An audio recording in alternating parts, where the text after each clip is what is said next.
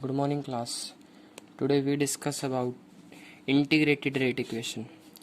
हमने कल पढ़ा था कि रेट किसके इक्वल होता है हमारा, रेट कांस्टेंट इनटू में कंसंट्रेशन ऑफ रिएक्टेंट, और पावर में क्या थे उसके स्टोइचियोमेट्रिक कोएफिशिएंट हो भी सकते और नहीं भी हो सकते। ठीक है, तो देखो इसके लिए हम क्या लिखेंगे, यदि इस रेट के लिए हम डिफरेंशिएशन इक्वेशन लिखेंगे तो हम क्या लिखेंगे, -d/dt of rate is equal to k into में ए की पावर एक्स बी की पावर वाई। ए और बी क्या थी, हमारी कंसंट्रेशन थी। बट जो डिफरेंशिएशन इक्वेशन होती है हमारी, डिफरेंशिएशन रेट इक्वेशन है जो हमारी, वो क्या होती है भाई, सफिशिएंट नहीं होती, हर जगह वो काम नहीं आती हमारे। ठीक है, क्यों काम नहीं आती, क्योंकि डिफरेंशिएशन इक्वेशन से हमें जो ऑर्डर निकालते हैं रिएक्शन के लिए, वो ऑर्डर निकालना क्या हो जाता है, मुश्किल हो जाता है कई बार। ठीक है, डिफिकल्ट हो जाता है।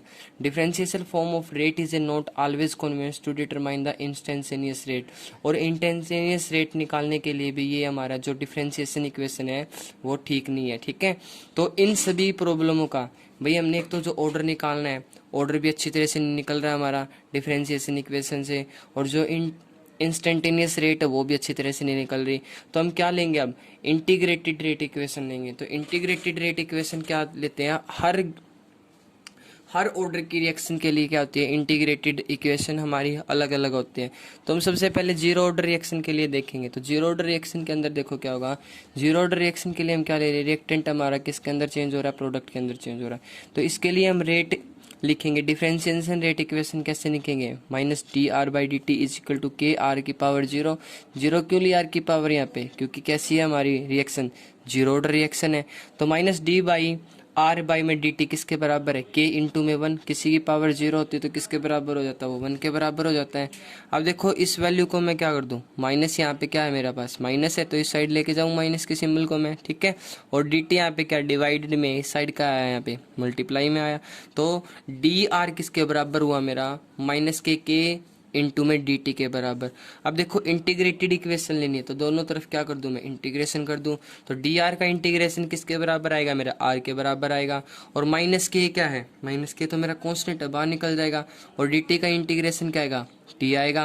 प्लस में क्या लगा दिया मैंने, i क्या है यहाँ पे, मेरा इंटीग्रेटेड कांस्टेंट है, यानी कि इंटीग्रेशन का कांस्टेंट है यहाँ पे। ठीक है, अब देखो यहाँ पे क्या लेना है मेरे को, ये मैं बोल दूं भाई इस इक्वेशन के अंदर मैंने टाइम जीरो ले लिया, यानी कि तब हमारी रिएक्शन क्या नहीं हुई, स्टार्ट नहीं हुई, यानी कि इनिशियल पोजीशन की बात कर रहे हैं। तो रिएक्शन स्टार्ट नहीं हुई तो हमारी जो रिएक्टेंट की कंसंट्रेशन हो किसके बराबर हो जाएगी, हमारी इनिशियल कंसंट्रेशन के बराबर, यानी कि R0 के बराबर हो जाएगी। अब ये जो वैल्यू है मेरी T is equal to 0, R is equal to R0, ये मैं किसके अंदर पुट कर दूं, हमने अभी फर्स्ट इक्वेशन निकाल ली थी, क्या निकाल ली थी, R is equal to -KT plus I। तो वहाँ पे क्या लिख दूं मैं, R की जगह तो मैं क्या लिख दूंगा, R0 लिख दूंगा, -K T की जगह क्या था मेरा 0 था, प्लस में क्या था मेरा I था। अब देखो इस इक्वेशन से I की वैल्यू क्या निकल गई मेरे पास, R0 निकल गई, यानी कि इनिशियल कंसंट्रेशन के बराबर निकल गई। अब मैं I की वैल्यू को इक्वेशन में, फर्स्ट इक्वेशन में पुट कर दूं। फर्स्ट इक्वेशन मैंने क्या निकाली थी, फर्स्ट इक्वेशन क्या थी मेरे पास, R is equal to -KT plus में I थी मेरी। तो I की वैल्यू मैंने वहाँ पे क्या लिख दी, R0 लिख दी। तो यहाँ से KT की वैल्यू किसके बराबर आई मेरी, R0 माइनस में R के। तो K की वैल्यू निकालूंगा तो R0 minus R divided by क्या हुई मेरे पास यहाँ पे, T हुई डिवाइडेड बाई। अब देखो जो इक्वेशन मैंने ली है, अब मैंने इस इक्वेशन को 2 बोल दिया। ठीक है, 2 इक्वेशन को मैं कंपेयर कर रहा हूँ किसके साथ, y is equal to m x plus c. Mathematics के अंदर आपके पास इक्वेशन होती है, तो m का मतलब क्या होता है, यहाँ पे m क्या होता है हमारे पास, स्लोप होता है, c क्या होता है मेरे पास, इंटरसेप्ट होता है। अब इस इक्वेशन को और इस इक्वेशन को कंपेयर करो तो m के बराबर क्या मेरा -k, तो स्लोप किसके बराबर है मेरा यहाँ पे, -k के बराबर है। और इंटरसेप्ट किसके बराबर है, R0 के बराबर है यहाँ पे इंटरसेप्ट मेरा। ठीक है, R0 के बराबर इंटरसेप्ट कब है ये, जब मैं किसको, रिएक्टेंट की कंसंट्रेशन को किसके अगेंस्ट प्लॉट कर रहा हूँ, टी के अगेंस्ट, यानी कि कोई ग्राफ बना रहा हूँ मैं। ग्राफ के अंदर मैंने क्या ले लिया, एक साइड तो आर ले लिया, दूसरी साइड मैंने क्या ले लिया, टी ले लिया। तो उसके लिए जो ग्राफ आएगा, उस ग्राफ की स्लोप क्या आएगी मेरे पास, -k आएगी। क्या आएगी उस ग्राफ की स्लोप मेरे पास, -k आएगी। ठीक है, तो आपको क्या याद रखना, आपको याद रखना है कि जीरो ऑर्डर रिएक्शन के लिए जो रेट कांस्टेंट की वैल्यू होती है वो किसके बराबर होती है, तो इनिशियल कंसंट्रेशन माइनस में फाइनल कंसंट्रेशन डिवाइडेड बाई क्या होती है मेरे पास, टी होती है। ठीक है, आया समझ में यहाँ तक। अब देखो हम कुछ एग्जांपल्स के बारे में पढ़ रहे हैं। तो जीरो ऑर्डर के लिए रिएक्शन के कुछ एग्जांपल देखो। 2NH3 कन्वर्ट हुआ पीटी के यहाँ पे कैटालिस्ट की तरह काम कर रहा है यहाँ पे, ठीक है। प्लेटिनियम किसके अंदर कन्वर्ट हुआ मेरा, N2+ में 3H2 के अंदर कन्वर्ट हुआ। तब इसके लिए रेट क्या लिखेंगे, KNH3 जीरो क्यों लिखा, क्योंकि जीरो ऑर्डर रिएक्शन थी हमारे लिए। क्या बताया था मैंने कल, स्टिचियोमेट्रिक कोफिशिएंट पावर में हो भी सकता है और नहीं भी हो सकता है। तो यहाँ पे पावर में नहीं है, क्योंकि मैंने क्या किया, एक्सपेरिमेंटली कैलकुलेट किया, क्योंकि ऑर्डर निकालने के लिए हम एक्सपेरिमेंटली कैलकुलेट करते हैं वैल्यू को। तो रेट किसके ऊपर, इसका मतलब यहाँ पे रेट किसके ऊपर डिपेंड नहीं है, कंसंट्रेशन के ऊपर डिपेंडेंट नहीं है, कंसंट्रेशन के ऊपर डिपेंडेंट नहीं है। तो इसका मतलब कैसी रिएक्शन मेरी, जीरो ऑर्डर रिएक्शन है, ठीक है। तो यहाँ से रेट किसके बराबर आ जाएगा मेरा, के। देखो अब हम किसके बारे में पढ़ रहे हैं यहाँ पे, फर्स्ट ऑर्डर रिएक्शन के बारे में पढ़ रहे हैं यहाँ पे, ठीक है।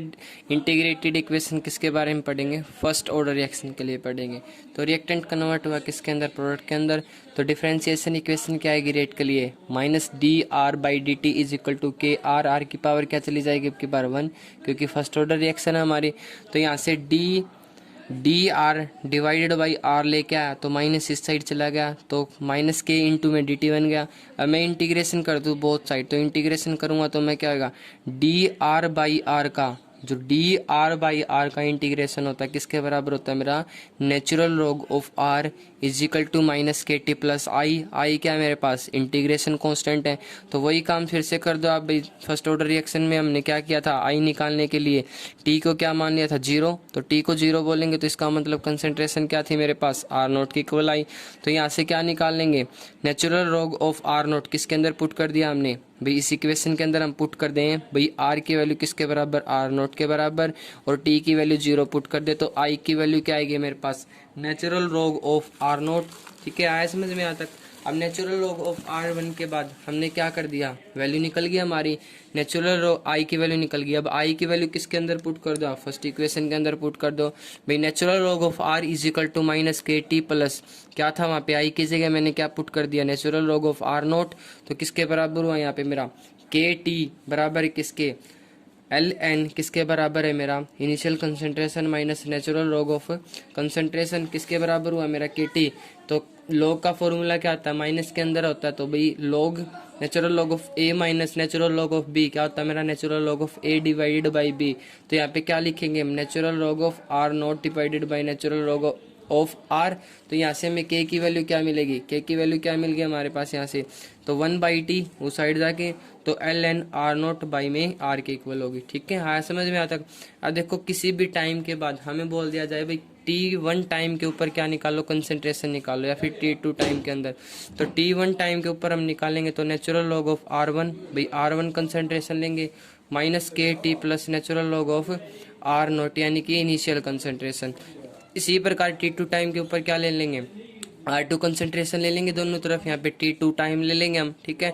तो मैंने इक्वेशन फर्स्ट में से किसको, इक्वेशन सेकंड में से माइनस कर दिया मैंने इक्वेशन थर्ड को। तो वहाँ से माइनस करने के बाद क्या निकला मेरे पास, R1 माइनस में नेचुरल लॉग ऑफ R2 क्या लिख देंगे इसको, natural log of R1 divided by R2। अब देखो इनको माइनस किया तो ये वाली वैल्यू तो मेरी कैंसिल आउट हो जाएगी। तो यहाँ से वैल्यू क्या निकले मेरे पास, KT1 प्लस KT2, ठीक है। तो k मैंने क्या कर लिया, यहाँ से k को मैंने क्या निकाल लिया, बाहर निकाल लिया कॉमन। तो क्या बच गया यहाँ से मेरे पास, T2 माइनस में T1 बच गया मेरे पास, ठीक है। तो T1 माइनस T1 बचा, तो k की वैल्यू क्या आएगी मेरे पास, तो इस साइड में लेके जाएंगे तो T2 डिवाइडेड बाई T1 क्या चला जाएगा मेरे पास, यहाँ से डिवाइडेड के अंदर चला जाएगा T1 बाई T2। तो k की वैल्यू आपको ये याद रखनी है फर्स्ट ऑर्डर रिएक्शन के लिए। इसी प्रकार जो इक्वेशन हमने ली थी भाई, क्या लिया था हमने, natural log of R divided by में R0 किसके बराबर था, -kt के बराबर लिया था। तो इस इक्वेशन को हम ऐसे भी लिख सकते हैं भाई, इसके दोनों तरफ क्या कर दूं मैं, एंटी लॉग कर दूं, तो एंटी लॉग करते ये वैल्यू आ जाएगी मेरे पास, ठीक है। तो अब मैं क्या कर दूं भाई, जो इक्वेशन मैंने निकाली थी अभी ऊपर भाई, जो ए इक्वेशन निकाली थी मैंने, ए इक्वेशन को y/mx प्लस c के बराबर कर दिया पुट, तो वहाँ से स्लोप किसके बराबर आएगा मेरा, -k के बराबर आ जाएगा, और इंटरसेप्ट किसके बराबर आएगा, natural log of initial concentration, ठीक है। तो अब देखो जो इक्वेशन मैंने ये 4 बोला जिस इक्वेशन को, तो इक्वेशन 4 को मैं कैसे लिख सकता हूँ भाई, यहाँ पे नेचुरल लॉग को हटा के मैं क्या लिख सकता हूँ, 2.303 लॉग लिख सकता हूँ भाई इसकी जगह। तो 2.303 divided by t log of R0 by R, जो ये वैल्यू दे रखी है भाई जो के की वैल्यू निकल रही है हमारी, जो मैंने क्या कर रखी है, बॉक्स के अंदर फिल कर रखी है, आपको ये याद रखनी है क्योंकि न्यूमेरिकल के अंदर ये डायरेक्टली पुट होगी आपके पास यहाँ पे, ठीक है। तो डेरिवेशन करके हमने ये वैल्यू निकाल ली है, तो याद रखना आप, ठीक है, इसके बारे में। तो ये अब देखो यहाँ से इस इक्वेशन से देखो तो log of r naught divided by r, तो इस साइड लेके जाऊंगा तो के टी मल्टीप्लाई में डिवाइडेड बाई क्या चला गया मेरे पास 2.303 चला गया। तो अब देखो यदि मैं इस इक्वेशन के लिए ग्राफ प्लॉट करूं, मैं क्या करूं भाई, इस इक्वेशन के लिए ग्राफ प्लॉट करूं तो ग्राफ से मेरे पास क्या निकलेगा, ग्राफ किस किस के अंदर प्लॉट किया मैंने, log r naught divided by r versus time के अंदर मैंने ग्राफ को प्लॉट कर दिया। तो उसके लिए मेरा जो स्लोप आएगा, स्लोप किसके बराबर आएगा मेरे पास, के डिवाइडेड बाई 2.303 आया समझ में आता, ठीक है। अब देखो अब इक्वेशन एग्जांपल पढ़ रहे हैं हम फर्स्ट ऑर्डर रिएक्शन के। फर्स्ट ऑर्डर रिएक्शन के एग्जांपल क्या है, हाइड्रोकार्बन ऑफ इथेन आएगा इसके अंदर, ठीक है। तो फर्स्ट ऑर्डर रिएक्शन हमारी है। अब देखो सारी की सारी हमारी जो रेडियो एक्टिव डीके होते हैं भाई, जो रेडियो एक्टिव जो मटेरियल्स होते हैं उनका क्या होना, डीके होना, एनर्जी प्रोड्यूस करना उनसे हमें, चाहे वो कैसे हो मेरे रेडियो एक्टिव डीके, नेचुरल हो या फिर मेरे पास कैसे हो वो आर्टिफिशियल, कैसे हो मेरे पास हो चाहे आर्टिफिशियल हो, तो वो रिएक्शन मेरी क्या होती है, फर्स्ट ऑर्डर रिएक्शन होती है। इसी प्रकार डिकम्पोजिशन किसका, N2O5 का और N2O का डिकम्पोजिशन भी मेरा क्या होता है, फर्स्ट ऑर्डर रिएक्शन का ही एग्जांपल है। आया समझ में आता। अब देखो हमारे पास कोई भी गैस इक्वेशन मान ली भाई हमने, A किसके अंदर कन्वर्ट हुआ, B + C के अंदर कन्वर्ट हुआ। भाई गैसियस इक्वेशन के लिए मैं क्या करूँगा, किसी भी वैल्यू को निकालने के लिए, तो गैसियस इक्वेशन के अंदर क्या करूँगा भाई, पी आई मैंने क्या बोल दिया, इनिशियल प्रेशर है किसी का, क्योंकि गैसियस के अंदर हम कंसंट्रेशन तो लेते नहीं, तो हम क्या लेते हैं, पार्शियल प्रेशर लेते हैं वहाँ पे। तो पी आई मैंने बोल दिया भाई इनिशियल प्रेशर है किसका, ए का। पीटी क्या टोटल प्रेशर है टाइम टी के ऊपर, तो टोटल प्रेशर किसके बराबर होगा भाई, किसी टाइम टी के ऊपर टोटल प्रेशर किसके बराबर होगा, partial pressure of A plus partial pressure of B plus partial pressure of C के इक्वल होगा मेरा टोटल प्रेशर, ठीक है। यहाँ से आया समझ में।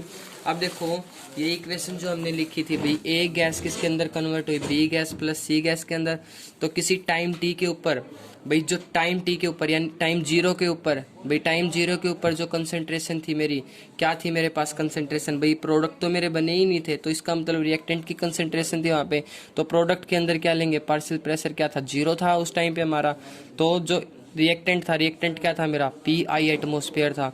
इसी प्रकार यदि हम टेम्परेचर टी के ऊपर देखें तो टी टेम्परेचर के ऊपर मान लो भाई हमने क्या मान लिया, पार्शियल प्रेशर बी का और सी का, तो क्या था, एक्स था हमारे पास। तो अब देखो यदि इनका एक्स था मेरे पास पार्शियल प्रेशर, तो इसका मतलब जो मेरे पास ए का था वो क्या हो रहा है, डिक्रीज हो रहा है। भाई हमने क्या पढ़ा था कि प्रोडक्ट की कंसंट्रेशन इंक्रीज होती है और रिएक्टेंट की कंसंट्रेशन क्या होती है, इंक्रीज होती है। तो गैसियस केस में हम क्या देखेंगे कि जो मेरे क्या था, पार्शियल प्रेशर था किसका, प्रोडक्ट का, वो इंक्रीज हो रहा है यहाँ पे, तो पार्शियल प्रेशर किसका डिक्रीज होएगा, रिएक्टेंट का डिक्रीज होएगा। अब देखो पीटी, यदि मैं पीटी लिखूँ, पीटी किसके बराबर था, P A plus P B plus P C, तो पी ए किसके बराबर है मेरा, partial initial partial pressure minus में एक्स, ए के लिए, बी के लिए एक्स है, सी के लिए भी एक्स है, तो टोटल निकालेंगे तो पी आई प्लस एक्स हो जाएगा। तो एक्स की वैल्यू यहाँ से निकालेंगे तो पी टी माइनस में पी आई हो जाएगा। अब देखो यहाँ से भाई पी ए किसके बराबर हुआ मेरा, भाई जो मैंने बोल दिया पी ए यानी कि पार्शियल प्रेशर किसका, ए का, पार्शियल प्रेशर ए का किसके बराबर है मेरा, पी आई माइनस के एक्स के बराबर है। तो पी आई एक्स की वैल्यू क्या रख दी मैंने, पी टी माइनस में पी आई, तो यहाँ से वैल्यू क्या निकल गई मेरे पास, 2 पी आई माइनस में पी टी निकल गई। तो अब के की वैल्यू क्या लिख सकते हैं भाई, गैसियस इक्वेशन के केस में, गैसियस के इक्वेशन के केस में क्या होता है मेरे पास, रिएक्शन के केस में भाई कंसंट्रेशन तो होती नहीं, तो कंसंट्रेशन की टर्म